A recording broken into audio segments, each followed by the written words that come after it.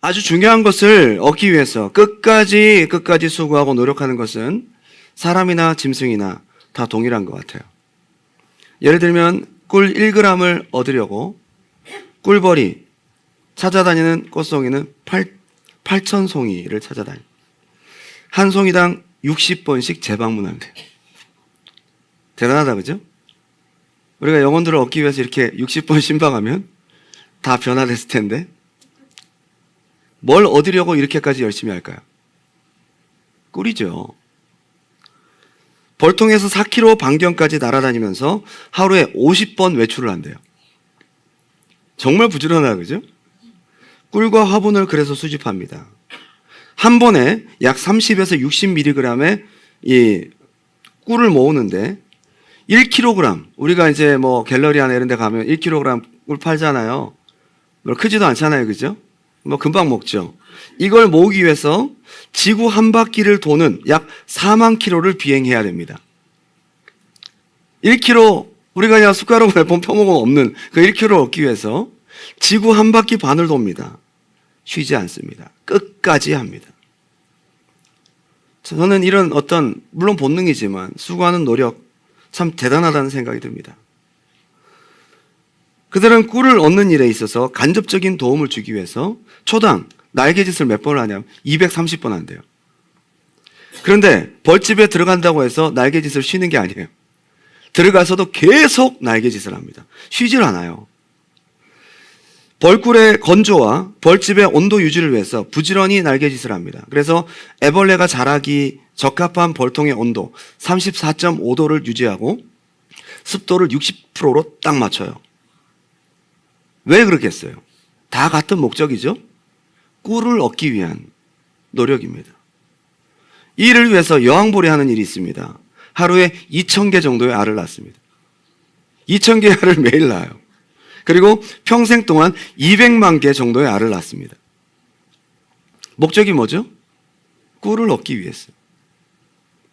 꿀을 모으는 일을 협력하기 위해서 그 안에서 집을 지키고 정찰하는 일벌들은요, 약 12만 5천 개의 밀랍 조각을 입으로 씹어서 반죽해서 약 8천 개의 육각 구조망을 만든다고요.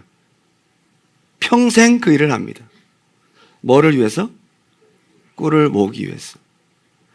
자기들이 생각하는 중요한 것을 모으기 위해서, 물론 본능이지만 엄청나게 끝까지 노력을 하는 모습을 보게 됩니다. 그들의 생명이 끝날 때까지 쉬지 않고 엄청난 노력을 지속적으로 기울인다는 거예요. 저는 이걸 성경에서 신앙적인 차원으로 연결시켜 보면 마태복음 13장에 딱 나옵니다. 44절. 천국은 마치 감추인 보화와 같으니 사람이 이를 발견한 후 숨겨두고 기뻐하며 돌아가서 자기의 소유를 다 팔아 그 밭을 사니. 천국이 도대체 뭐길래? 이게 얼마나 중요한 것이길래? 지금 간단하게 자기의 소유를 다 팔아. 있는 거 없는 거 다 팔아.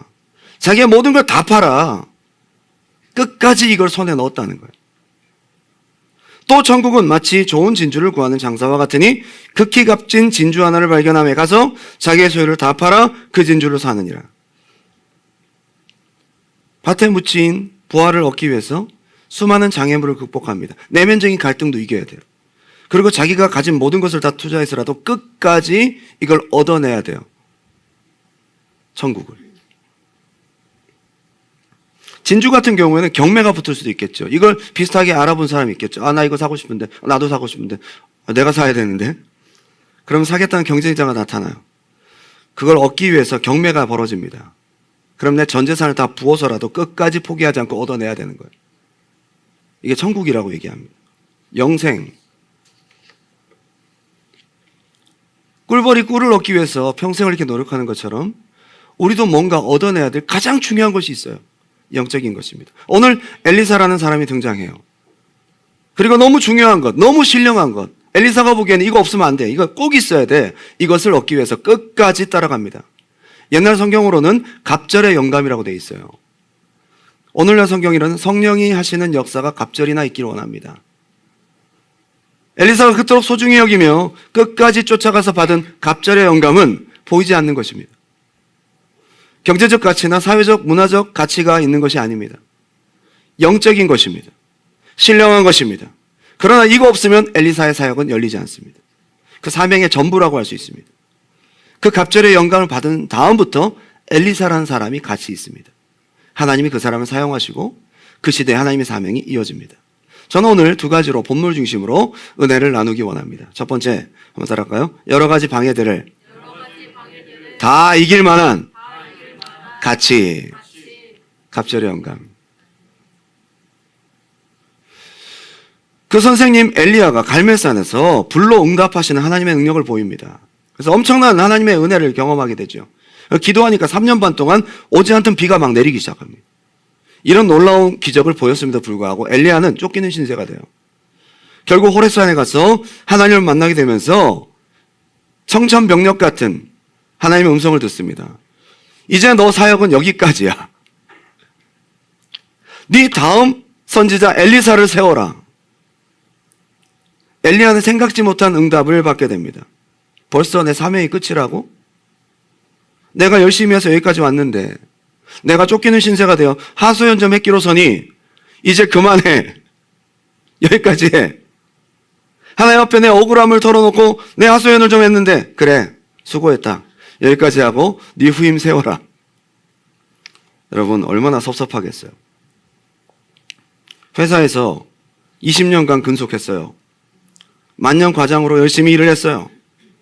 그런데 이렇게 하면 회사가 좀 잘 될 것 같아서 이런저런 컴플레인도 하고 이런저런 개선사항, 안건을 꼼꼼히 적어서 내놨더니 그래 김 과장 좋은 의견 감사해. 오늘부로 내려놓으세요. 수고하셨습니다.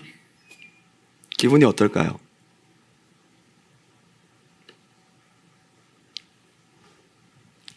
지금 엘리야는 이런 마음이었어요. 한번 볼까요? 열왕기하 19장 16절. 너는 또 님시의 아들 예후에게 기름을 부어 이스라엘 왕이 되게 하고 또 아벨모올라 사밧의 아들 엘리사에게 기름을 부어 너를 대신하여 선지자가 되게 하라. 이게 그냥 성경에 그냥 지나가지만 엘리야는 얼마나 기분이 안 좋았겠어요.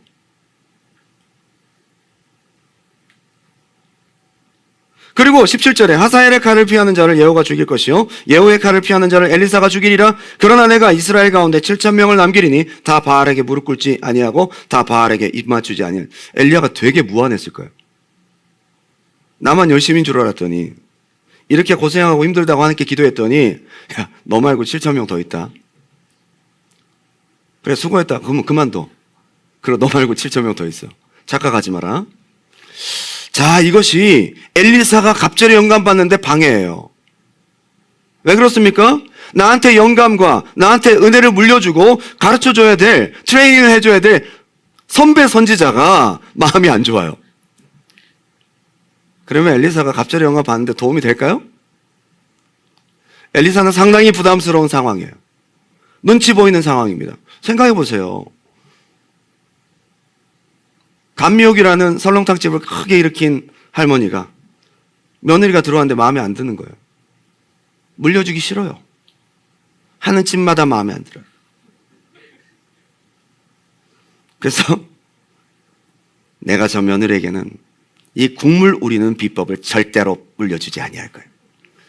그리고 이 국물과 어울리는 새콤달콤한 이 깍두기를 만드는 비법을 절대로 알려주지 않을 거예요. 물려받기 어려워요. 내 눈에 흙이 들어가도 절대로 안 돼. 어려워요. 지금 엘리야가 지금 이런 상황이에요. 갑절의 영감 받게 생겼습니까 지금? 어려워요. 19절. 엘리야가 거기서 떠나 사밧의 아들 엘리사를 만나니 그가 12겨리소를 앞세우고 밭을 가는데 자기는 12째 겨리소와 함께 있더라. 이 사람이 뭐 잘 사는 사람도 아니야. 그냥 소 한 마리 해가지고 같이 연합해서 당번으로 지금 갈고 있는 겁니다. 엘리야가 그리로 건너가서 겉옷을 그 위에 던졌더니 그 냄새나는 먼지나는 겉옷을 가서 딱 갔더니 소 몰고 있는 제가 네 다음 선지자다.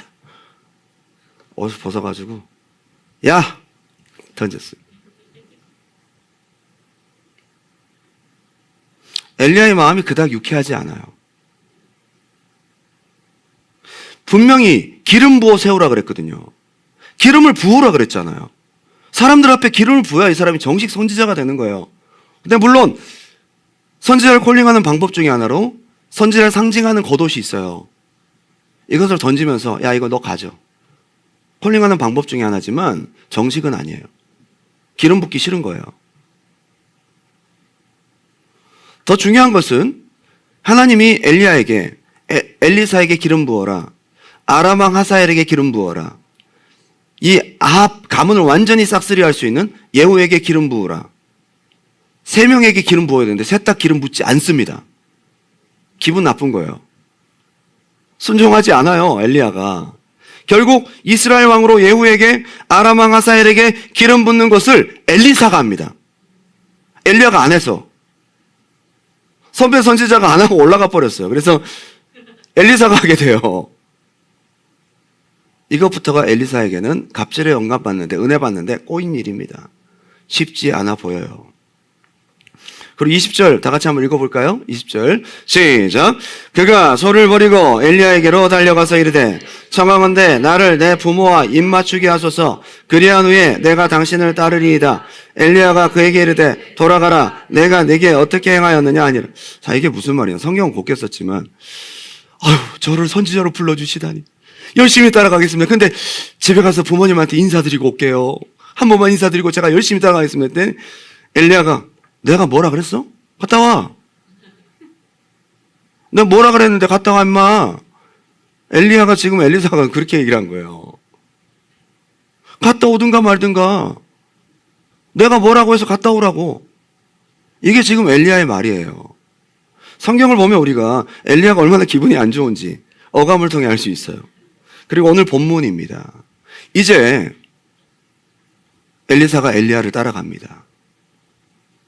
2장 1절 여호와께서 회오리 바람으로 엘리야를 하늘로 올리고자 하실 때에 엘리야가 엘리사와 더불어 길갈에서 나가더니 엘리야가 엘리사에게 이르되 청하건대 너는 여기에 머물라. 여호와께서 나를 베델로 보내시느니라. 이제 진짜 엘리야의 본심이 나왔어요. 자, 그만 따라와. 오지마, 여기 있어. 엘리야가 엘리사에게 오지 말라라고 노골적으로 얘기했어요. 안 따라가면 어떻게 되죠? 갑절의 영감 물려주기 싫다는 거죠. 무책임합니다. 지금까지 열심히 훈련받았는데 나를 통해 은혜 받겠다는데 오지 말라는 거죠. 그다지 엘리사가 은혜 받고 자기를 이어서 사명 감당하는데 적극적이지 않아요. 오지 말래요. 기도 많이 하고 말만 하면 하늘에서 불이 떨어지는 선지자 선생님이 오지 마! 얘기했어요. 여러분 끝까지 따라갈 수 있겠어요? 너 나 따라오다가 불고기 된다. 오지 마. 얼마나 무섭겠어요. 그 선생님 말만 하면 막 저주가 이루어지는데 오지 말라고. 카리스마 있고 권위 있는 사람이 강하게 말하면 내 뜻을 어필하기 쉽지 않아요. 가지 말아야 되나 보다 생각할 수 있잖아요. 엘리사는 한술 더 뜹니다. 엘리사가 이르되 여호와께서 살아계신가 당신의 영혼에 살아있음을 두고 맹세하노니 내가 당신을 떠나지 아니하겠나이다. 결단합니다. 한 번의 방해를 이깁니다. 여러분 은혜 받는 데 있어서 방해 있습니다. 그것을 이기는 여러분 되시기 바랍니다. 여호와께서 살아계심 당연하죠. 지금 당신의 영혼에 살아있음 지금 나랑 얘기하고 있잖아요. 살아있죠. 이거는 팩트잖아요. 이거는 바꿀 수 없는 진리잖아요. 그게 사실인 것처럼 내가 따라가는 것도 사실입니다. 이런 얘기입니다. 절대 안 떨어질 거예요, 선생님. 3절 베델에 있는 선지자의 제자들이 엘리사에게로 나와 그에게 이르되 여호와께서 오늘 당신의 선생을 당신의 머리 위로 데려가실 줄을 아시나이까 하니 이르되 나도 또한 아노니 너희는 잠잠하라. 옆에서 또 방해를 하네. 선생님이 오지 말라 그러지. 옆에 친구들이 가지 말라 그러지. 이거 얼마나 방해입니까? 여러분 은혜 받겠다고 했더니 은혜를 끼친 사람이 오지 말라고 하지. 옆에서 같이 은혜 받는 사람들이 여기 앉지 말라고 하지. 쉽지 않다, 그죠? 은혜 받는데 이런 방해들이 있습니다. 근데 두 번의 방해를 어떻게 하죠? 엘리사가 이깁니다. 너희는 잠잠하라. 은혜 받는데 단호함이 필요해요. 4절 엘리야가 그에게 이르되 엘리사야 청하건대 너는 여기 머물라. 또 얘기를 합니다. 지금 방해가 몇 번째죠? 3번째. 선생님이 2번째 얘기할 때는 좀 더 심각하게 얘기하는 것 같아요. 여러분 진심 어린 말을 2번째 연속으로 얘기하잖아요. 진짜 그건 들어줘야 될 것 같은 마음이 들죠. 여호와께서 나를 여리고로 보내시느니라. 엘리사가 이르되 여호와께 살아계신가? 당신의 영혼이 살아있음을 두고 맹세하노니 내가 당신을 떠나지 아니하겠나이다. 또다시 결단합니다. 한번 마음 먹었으면 끝까지 방해를 이기시기 바랍니다. 하나님 주실 은혜를 향해서 신령한 것을 위해서 끝까지 나아가시기 바랍니다. 이런 야성이 있어야 된다. 이거. 그들이 여리고 이름에 또 똑같은 상황이 벌어져요. 여리고 있는 선지자의 제자들이, 친구들이죠.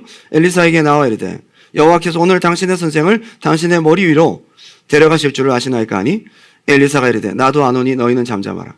방해는 한결같아요. 하나님 은혜 받는 데 있어서 방해는 한결같다고. 지역 바꾼다고 해서 방해가 없는 게 아니에요. 다음 프로세스로 간다고 해서 방해가 없는 게 아니라고요. 여러분, 내가 믿음이 성장하고 어느 정도 뭔가 진척이 된다고 해서 방해가 없는 게 아니에요. 신앙생활 1년 했다고 해서 방해가 없는 게 아니고 2년 했다고 해서 방해가 없는 게 아직까지 방해가 있어요. 저도 끝까지 방해가 있다고요. 길갈에서도 방해가 있고요, 여리고에서도 방해가 있고요, 요단에서도 방해가 있어요. 끝까지 이기시기 바랍니다. 너희는 잠잠하라. 6절 엘리야가 또 엘리사에 이르되 청하건대 너는 여기 머물라. 이게 세 번째 얘기할 때는 진심이거든요. 쉽지 않았을 것 같아요. 여호와께서 나를 요단으로 보내시느니라 하니 그가 이르되 여호와께 살아계신가? 당신의 영혼이 살아있음을 두고 맹세하노니 내가 당신을 떠나지 아니하겠나이다. 5번째 결단으로 이겼어요. 5번을 이겼다고. 결국 5번의 강력한 방해를 다 물리치고 끝까지 갑니다. 무엇을 위해서? 갑절의 영감, 보이지 않는 신령한 은혜를 얻기 위해서 5번의 방해를 이겼습니다. 오늘 이런 은혜가 있기 바랍니다. 이런 사람이 은혜 받더라고요. 여러분, 신령한 은혜, 이런 정도로 우리가 이기고 나아갈 수 있는 이 의지와 투지가 필요하다. 요즘 조금 방해가 있으면 기도 안 하잖아요. 조금 방해가 있으면 예배해요. 오늘 피곤한데 약간의 방해에도 넘어지고, 약간의 방해에도 하나님의 신령한 것을 얻는 데 있어서 이게 그럴 만한 가치가 있을까에 대해서 흔들리고, 여러분, 그게 아니잖아요. 하나님 주시는 영적인 은혜, 보이지 않지만 기도의 응답, 성령의 충만, 하나님의 은혜 받기 위해서 여러분 이기시기 바랍니다. 싸워서 이기는 성도들이 필요한 거예요. 저는 오늘 우리 두란노교회 성도님들이 처음에 정말로 은혜 받고 간절히 기도하고 몸부림치고 안 되는 문제들을 하나님께 씨름하고 그렇게 나아가다가 이제 신앙의 연조가 붙으면서, 관록이 붙으면서 느슨해지는 겁니다. 그다지 몸부림치지 않아요. 죄와 싸우지 않습니다. 방해와 이기려고 하지 않는 거지요. 7절 선지자의 제자 50명이 가서 멀리 서서 바라보매 그 2사람이 요단강가에 서 있더니 엘리야가 겉옷을 가지고 말아 물을 치매 물이 이리저리 갈라지고 2사람이 마른 땅 위로 건너더라. 자, 지금 여기도 방해가 있습니다.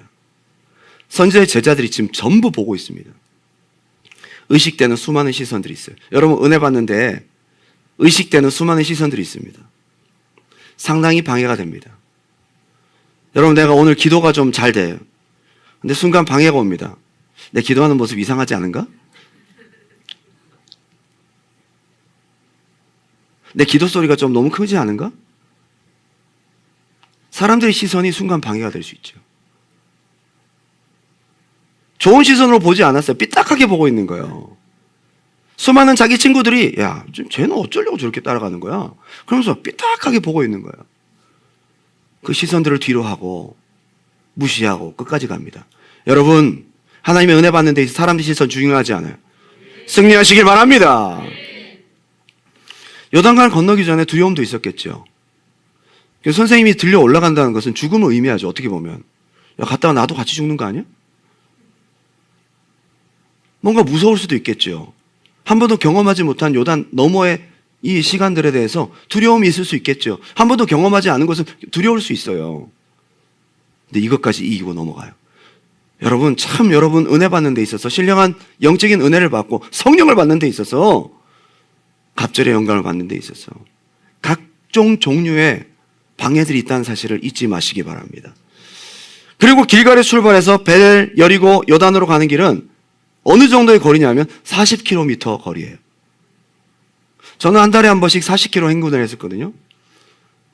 40km 행군이 익숙해지지 않아요. 어렵습니다. 가다 보면 훈련병들이 막 픽픽 쓰러져요. 그러면 군장을 제가 2개를 메고 가야 돼요. 너무 힘들어요. 중간에 눈물고개라고 올라가는 길이 있어요. 매번 가도 익숙해지지 않아요. 여기는 사막거리예요. 보통 사람, 건강한 사람도 걷기 힘든 거리가 40km고 마라톤 거리잖아요. 이곳은 아주 더운 곳이에요. 그리고 특별히 더더욱 심리적으로 부담이 되는 것은 선생님하고 지금 나랑 사이가 안 좋아. 안 좋은 상태에서 여기 보게 되면 특별히 무슨 일을 했다는 얘기가 없어요. 선생님이 고작 한 얘기는 여기 있어! 말이 없어. 또 어느 시장은 야 오지 말고 여기 있어! 어느 시장은 오지 말고 여기 있어. 그거 말고는 대화가 없어요. 얼마나 부담스럽고 불편했을까? 제가 한국에서 이제 목사 안수를 받고 노회에 가입하는데 노회장 목사님, 노회 서기 목사님, 노회 임원 목사님이 같은 봉고차에 탔어요. 2시간 대전까지 내려가는데 너무 힘들더라고. 이러고 앉아있어. 2시간 차 타고 가는데 이러고 앉아있었다고. 여러분 40km를 하루에 갔을 리는 없어요. 이 불편한 선생님하고 마음에 안 들어하는 선생님하고 하룻밤 같이 자가면서 오지 말라는데 꾸역꾸역 따라가는 거예요. 선생님 얼마나 눈치를 줬겠어요. 야 오지 마. 이 대사로 나오는 건 뭐 있지만 이렇게 40km를 갔다고. 이 얼마나 가시방석입니까? 도대체 뭘 얻겠다고. 그 긴 거리를 오는 동안 자기의 마음을 지키기가 얼마나 어려웠을까요? 막 뛰어가서 갑절이란 걸 받으면 좋아. 근데 긴 시간 수많은 생각들을 했겠지. 가면서 뭐 이렇게까지 해야 되나? 선지자 안 할래. 뭐 이렇게 갑절이 온 건 봐도 뭐 우리 선생님도 그냥 끝나는데 쉽지 않을 것 같은데. 마치 아브라함이 이삭을 바치러 가는 3일 동안의 여정 같았을 거예요. 얼마나 생각이 많았겠어요. 3일 뒤에 자기 아들을 바쳐야 되는데 하루 만에 갔으면 얼마나 좋겠어요. 3일 동안 생각이 얼마나 많았겠냐고요. 40km라는 거리는 짧은 거리가 아니에요. 요단을 건너고 나면 갑절의 영광을 얻는데 방해가 완전히 끝난 것 같은데 그것도 아닙니다. 여러분 방해가 끝도 없어요. 아직 넘어야 될 장애물이 있어요. 성경을 보니까 이렇게 하나님의 신령한 은혜를 받는데 어려움이 또 있습니다. 9절 한번 읽어볼까요? 9절 큰 소리로 시작. 건너매 엘리야가 엘리사에게 이르되 나를 내게서 데려감을 당하기 전에 내가 내게 어떻게 할지를 구하라. 엘리사가 이르되 당신의 성령이 하시는 역사가 갑절이나 내게 있게 하소서 하니. 그랬더니 10절에 엘리야가 얘기를 하죠. 이르되 네가 어려운 일을 구하는도다. 자, 기도 응답 그러면 엘리야 아닙니까? 엘리야는 기도 응답을 어떻게 받는지 아는 사람이에요. 엘리사가 지금까지 꾹꾹 참아왔던 그 마음의 소원을 툭 얘기를 합니다. 선생님 하는 거에 더블 포션을 제가 원합니다. 그랬더니 선생님이 그거 안 돼. 응답 되겠어 그거? 그 응답받기 어려워 임마. 뭐 그런 기도 제목이 있어. 이런 얘기거든요. 지금까지 쫓아온 엘리사가 얼마나 김이 세겠어요. 야, 너 기도 제목 다시 생각해봐. 그거 어려워. 신령한 것 얻으려면 이것도 이겨야 될 줄 믿습니다. 여러분 마지막에는요, 여러분 의심을 심어줘요. 내가 이렇게 기도하는 게 맞나? 이렇게까지 내가 기도를 하는 게 맞는 건가요? 이게 응답이 될까? 너무 어려운 기도 아닐까? 이게 진짜 마지막 의심의 싸움이라. 그런데 뒤에 이런 얘기를 해요. 그러나 나를 내게서 데려가시는 것을 네가 보면 그 일이 이루어지려니와 그렇지 않으면 안 돼. 근데 이게 쉬운 게 아닙니다. 엘리야가 불말과 불수레로 올라가는 것을, 회오리 바람 타고 올라가는 것을 보는 것 자체가 어려운 미션이에요. 왜냐하면 선지생도 50명이 맞은편에서 눈에 불을 켜고 보고 있었어요. 근데 어떻게 올라가는지 못 봤어요, 이 사람들이. 그래서 어느 순간에 올라가는 걸 못 봤기 때문에 시체가 어디 떨어졌을 거다라고 생각하고 추측하고 막 찾아다녀요. 순식간에 일어난 일이었어요. 뿅 하고 사라졌다고. 속도가 순식간에 빨랐어요. 게다가 11절 볼까요? 두 사람이 길을 가며 말하더니 불수레와 불말들이 두 사람을 갈라놓고 엘리야가 회오리 바람으로 하늘로 올라가더라. 순식간에 불말과 불수레, 아주 막 광채가 나는 천사들로 여생됩니다. 천사들이 딱 나타난 거죠. 그래서 엘리야와 엘리사 사이를 딱 갈랐어요. 그럼 그 천사들의 그 눈부신 것이 눈 뜨고 볼 수 있겠어요? 일단은 눈을 뜰 수가 없어. 눈을 뜰 수가. 일단은 눈을 뭐야? 눈을 뜨고 볼 수 없는 강렬한 빛이에요, 이게. 불말과 불수레. 그냥 불이야. 여러분, 캠핑 가서 불 피우는 것도 한참 보고 있으면요, 눈 감으면 자꾸 불이 나다.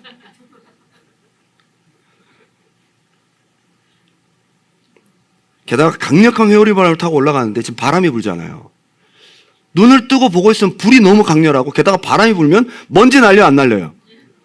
먼지 날리니까 눈에 먼지. 옷으로 얼굴을 감싸고 실눈을 뜨고라도 언제 사라질지 모르는 엘리사를 보는 건 굉장히 어려운 미션이에요.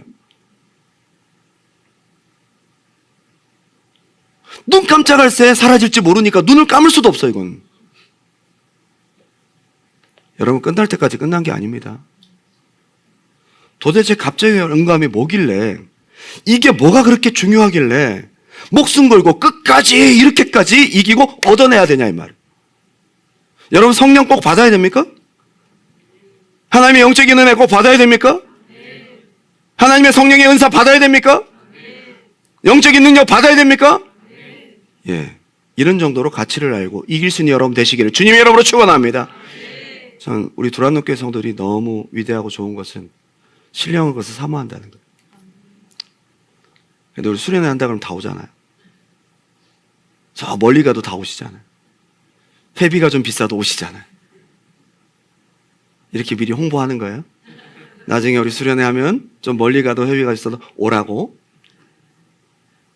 여러분, 올 수 없는 수많은 스케줄과 어려움들이 있을 수 있고, 하나님의 은혜 받는 데 있어서 수많은 방해가 있을 수 있는데, 그걸 이기고 사모함으로 이기고 온 사람은, 그리고 와서도요 방해가 있어요.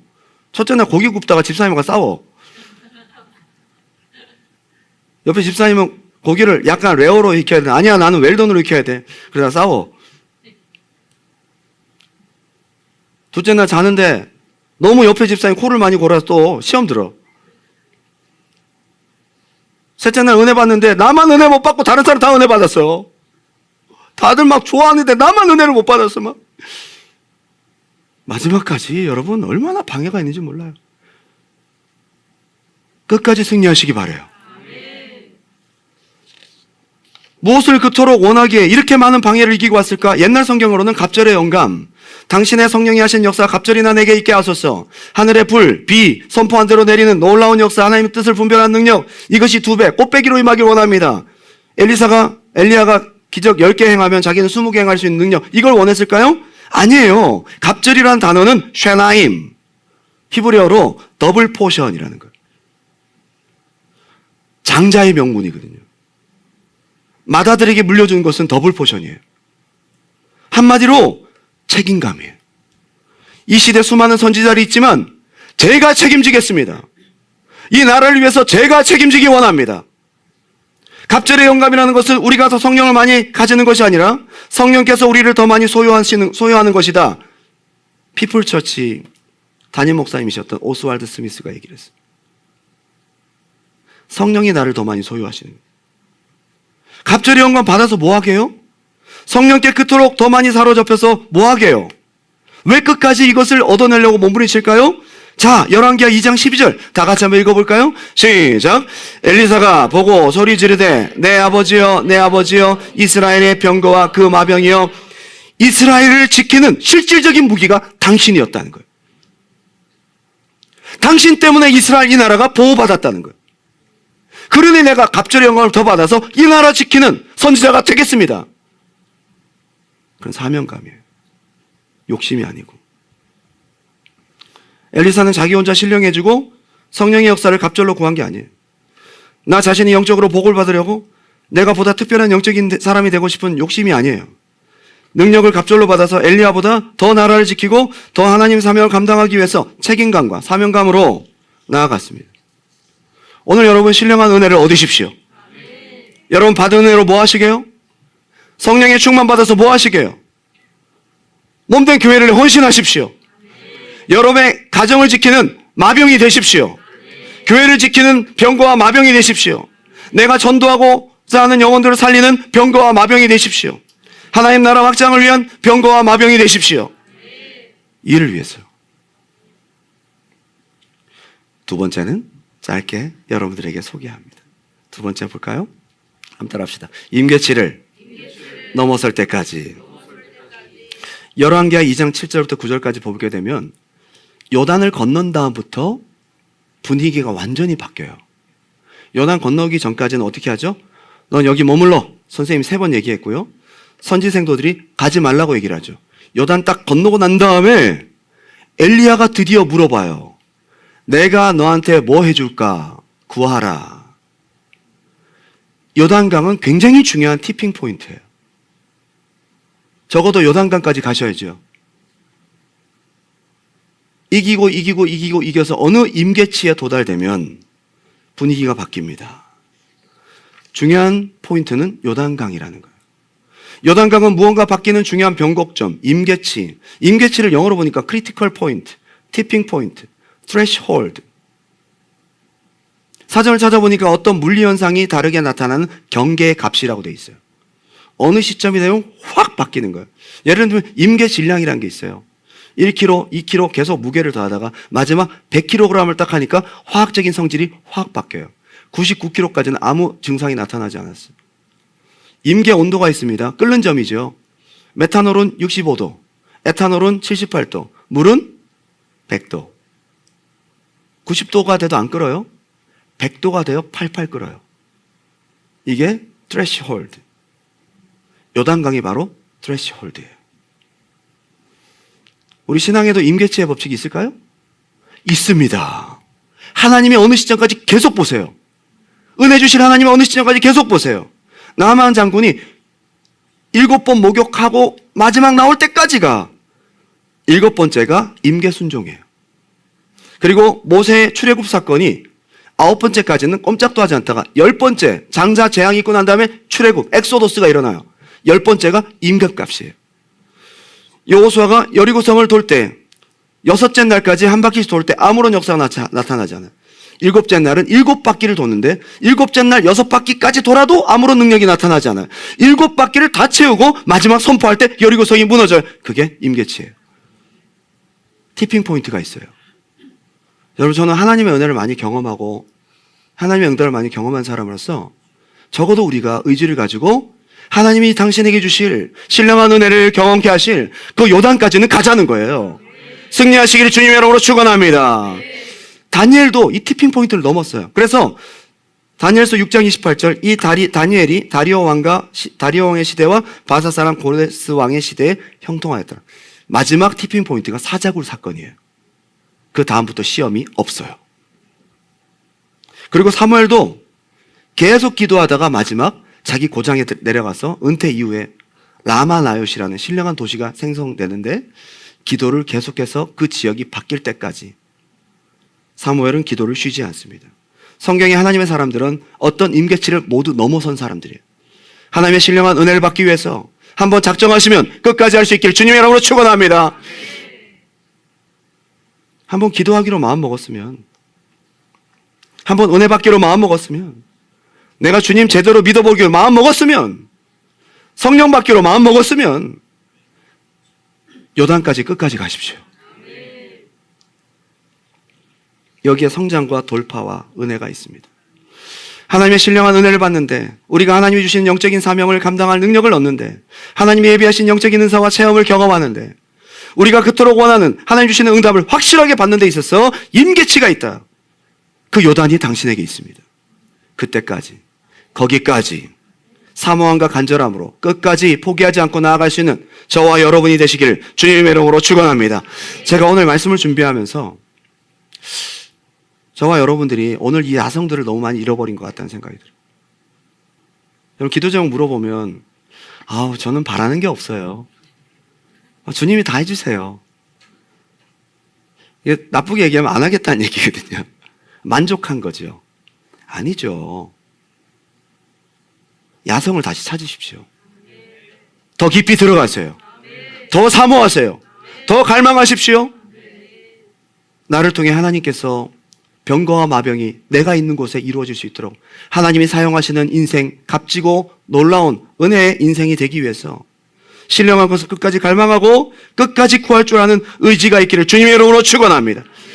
제가 오늘 이 말씀을 마무리 지으면서 한 가지 단어가 떠올랐어요. 적당주의. 적당히 신앙생활 하는 겁니다. 요단까지 안 가요, 절대.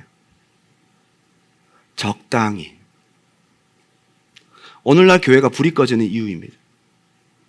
오늘날 기도원을 가보면요, 기도원에 사람들이 없어요. 옛날에 대한민국은 정말 기도하는 곳이 많았거든요. 삼각산은 기도하는 성지로 유명했습니다. 기도 안 합니다. 하나님의 은혜를 사모해서 모이는 사람이 점점 줄어들고 있어요. 적당주의. 더 이상 발전하려고 하지 않습니다. 사모하지 않습니다.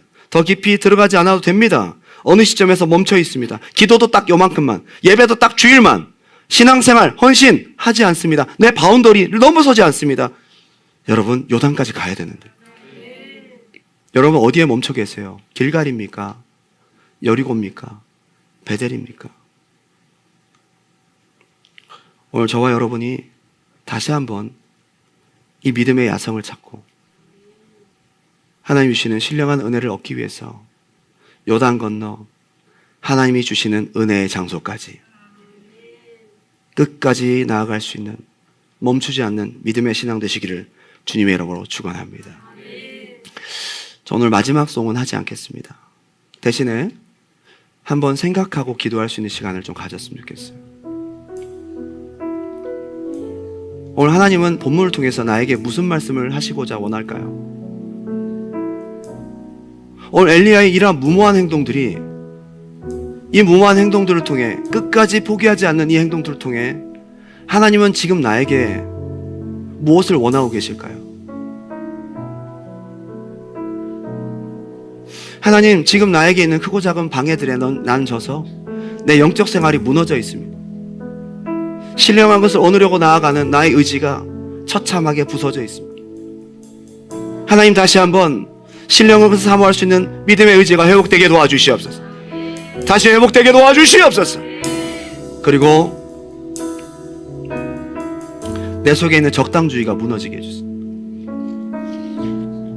하나님이 우리에게 예비하신 임계치를 넘어설 때까지 끝까지 사모함의 불이 꺼지지 않도록 엘리사와 같이 그러한 신령한 야성이 나에게도 다시 살아날 수 있도록, 회복될 수 있도록 오늘 기도하는 시간 되길 바랍니다.